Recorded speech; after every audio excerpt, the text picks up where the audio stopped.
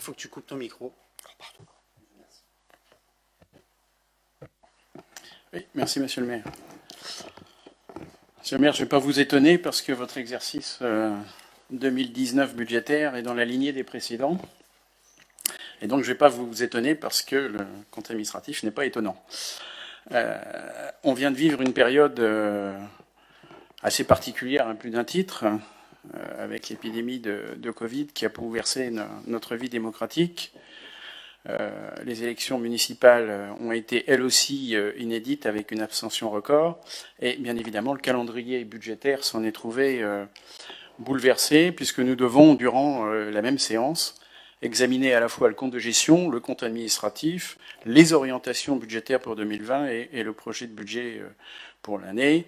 Vous n'êtes pas responsable, même si c'est aussi la conséquence de votre décision, et nous avons pu déjà nous exprimer sur le sujet pour le regretter, de ne pas entamer cette procédure budgétaire un peu plus tôt, visiblement une volonté de ne pas évoquer durant la campagne municipale une situation financière qui est relativement préoccupante pour notre ville, et on le voit à travers les chiffres. Pour autant, il n'y a pas lieu d'escamoter le débat sur les finances de la ville, d'autant que, je viens de le dire, elles ne sont pas bonnes. La situation est même particulièrement inquiétante, et le compte administratif nous en apporte la preuve. Parce que le compte administratif, il ne ment pas. Il ne ment pas, il donne l'exacte photographie des réalisations de l'exercice et l'application du projet de budget. Il permet en effet d'évaluer à la fois la justesse de la prévision budgétaire à travers les taux de réalisation, et puis il permet aussi, et c'est intéressant, de pouvoir se comparer à d'autres villes de la même strate à travers des ratios que l'on trouve au début du document chiffré et financier. Alors je sais bien, comparaison n'est pas raison, mais ces ratios permettent toutefois de se situer et de se faire une idée sur la gestion municipale, votre gestion. Alors, vous allez nous reprocher, je le sais déjà, d'avoir une vision comptable, mais il n'en reste pas moins que le compte administratif, le compte des gestions, ce sont d'abord des chiffres, monsieur le maire. Des chiffres qui traduisent une réalité, et cette réalité, c'est le résultat de votre gestion, de votre politique municipale, sauf à considérer qu'il n'y a pas de pilote dans l'avion et que vous n'êtes responsable de rien.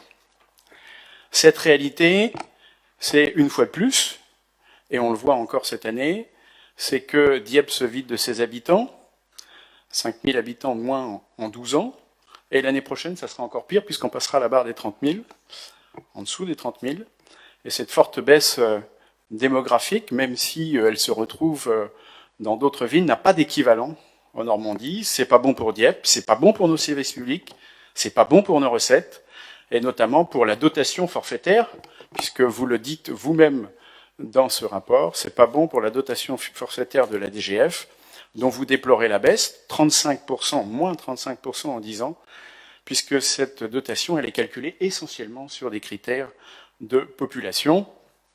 Population, c'est l'humain.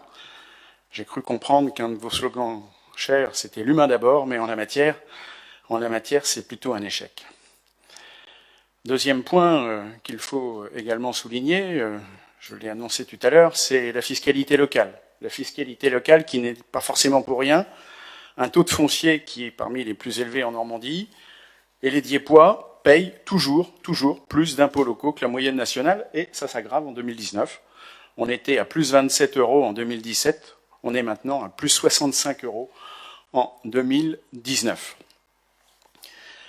Des dépenses de personnel qui pèsent fortement sur les dépenses réelles de fonctionnement, 65,4%, au-dessus, là aussi, de la moyenne nationale.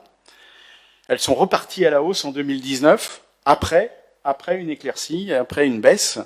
En 2018, ces dépenses réelles de fonctionnement coûtent 250 € de plus par Diepois comparativement à la moyenne nationale. Je sais que pour vous, ces dépenses correspondent à un niveau de service à la population assumé, mais elles n'en pèsent pas moins sur une situation financière qui est déjà particulièrement tendue.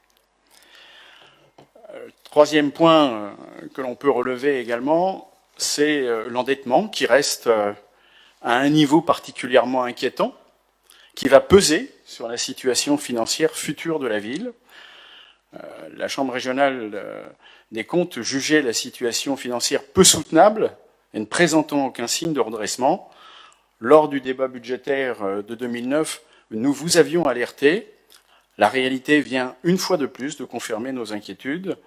Et même si le rapport tente d'escamoter la réalité de la dette en se focalisant sur le taux moyen de la dette qui ne représente pas grand-chose, les chiffres parlent d'eux-mêmes.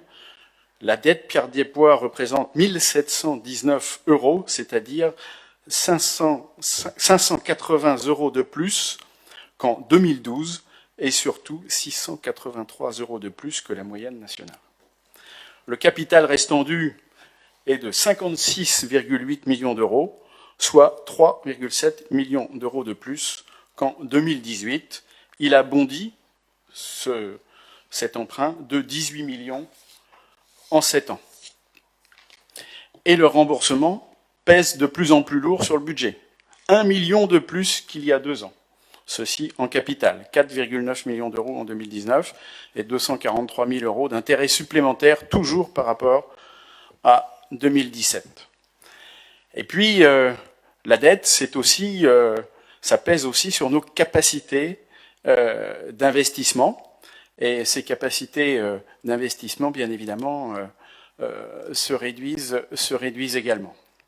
Cette fuite en avant en matière d'endettement est assez préoccupante, notamment au moment où la ville doit faire face, et vous l'avez annoncé dans le cadre des orientations budgétaires et du budget, doit faire face à la crise sanitaire et où vous souhaitez maintenir un certain nombre d'investissements.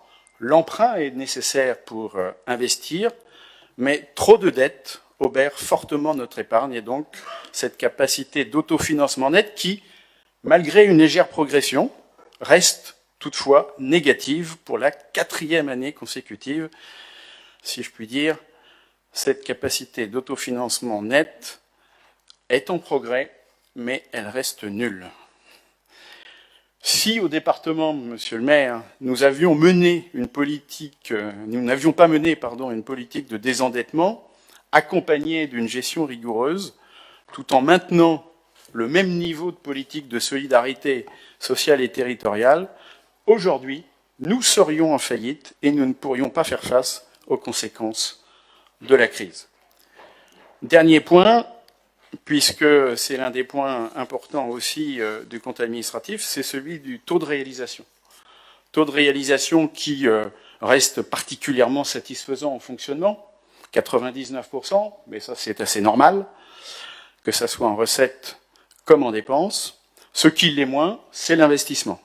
56% de taux de réalisation en investissement en dépenses, 46% en recettes. Autrement dit, il y a eu, lors du budget 2019, une surestimation des investissements dans les prévisions budgétaires.